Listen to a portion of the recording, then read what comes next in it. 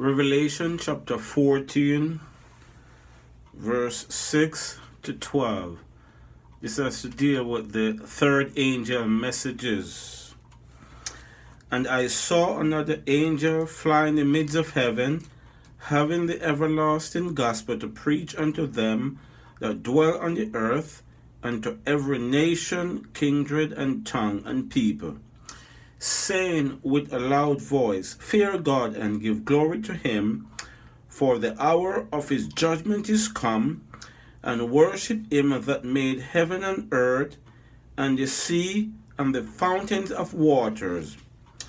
And there followed another voice, saying, Babylon is fallen, that great city, because she made all nations drink of the wine of the wrath of her fornication. And the third angel followed them, saying with a loud voice, If any man worship the beast and his image, and receive his mark in his forehead or in his hand, the same shall drink of the wine of the wrath of God, which is poured out without mixture into the cup of his indignation.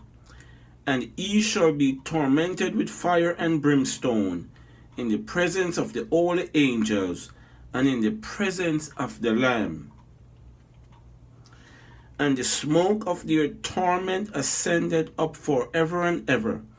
And they have no rest day and night, who worship the beast and his image, and whosoever receiveth the mark of his name. Here is the patience of the saints. Here are they that keep the commandments of God and of the faith of Jesus Christ. Now to our book of study, The Great Controversy by Ellen G. White. And we continue in the chapter, The Impending Conflict. And then the great deceiver will persuade men that those who serve God are causing these evils. The class that have provoked the displeasure of heaven will charge all their troubles upon those whose obedience to God's commandment is a perpetual reproof to transgressors. It will be declared that men are offending God by the violation of the Sunday Sabbath, that this sin has brought calamities which will not cease until Sunday observance shall be strictly enforced, and that those who present the claims of the fourth commandment, which is the Sabbath day, thus destroying reverence for Sunday, are troublers of the people, preventing their restoration to divine favor and temporal prosperity. Thus the accusation urged of old against the servant of God will be repeated and upon grounds equally well established. The miracle working power manifested through spiritualism will exert its influence against those who choose to obey God rather than men. Communication from spirits will be declared that God has sent them to convince the rejectors of Sunday of their error, affirming that the laws of the land should be obeyed as the laws of God. They will lament the great wickedness in the world and second the testimony of religious teachers that the degraded state of morals is caused by the desecration of Sunday.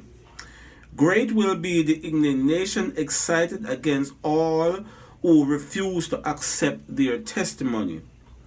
Satan's policy in this final conflict with God's people is the same that he employed in the opening of the great controversy in heaven. He professed to be seeking to promote the stability of the divine government while secretly bending every effort to secure its overthrow. And the very work which he has thus endeavored to accomplish, he charged upon the loyal angels. The same policy of deception has marked the history of the Roman Catholic Church. It has professed to act as the vicegerent of heaven while seeking to exalt itself above God and to change his laws.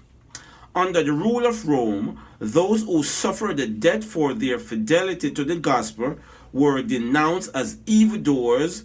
They were declared to be in league with Satan, and every possible means was employed to cover them with reproach, to cause them to appear in the eyes of the people and even to themselves as the vilest of criminals. So it will be now, while Satan seeks to destroy those who honor God's laws, he will cause them to be accused as lawbreakers, as men who are dishonoring God and bringing judgment upon the world. As the Protestant churches reject the clear scriptural argument in defense of God's laws, they will long to silence those whose faith they cannot overthrow by the Bible.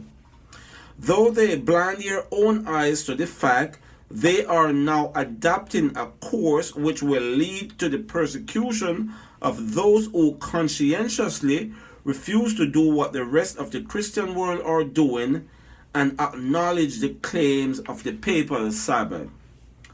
The dignitaries of church and state will unite to bribe, persuade, or compel all classes to honor Sunday. The lack of divine authority will be supplied by oppressive enactment. Political corruption is destroying love of justice and the regard for truth.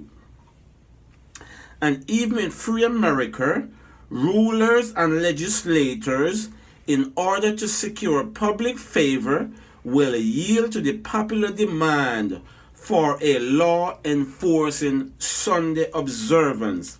Liberty of conscience, which has cost so great a sacrifice, will no longer be respected in America. In the soon coming conflict, we shall be exemplified the prophet's word. The dragon was warred with the woman and went to make war with the remnant of her seed, which keep the commandments of God and of the testimony of Jesus Christ.